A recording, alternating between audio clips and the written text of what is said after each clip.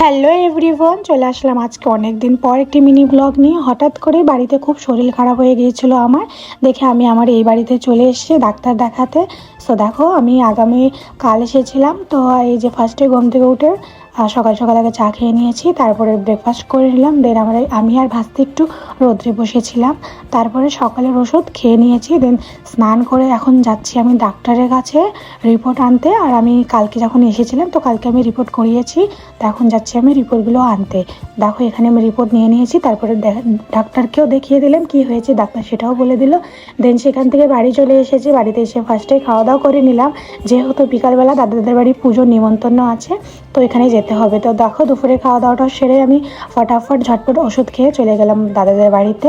আর এখন আমরা যাচ্ছি ঠাকুর আনতে। আর এই যে প্রচুর এনজয় করেছি, খুব খুব মানে বলার ভাষা। তারপরে এই যে দেখছো আমরা বাড়িতে চলে আসলাম, এসে রাত্রে ডিনারটাও সেরে নিয়েছি।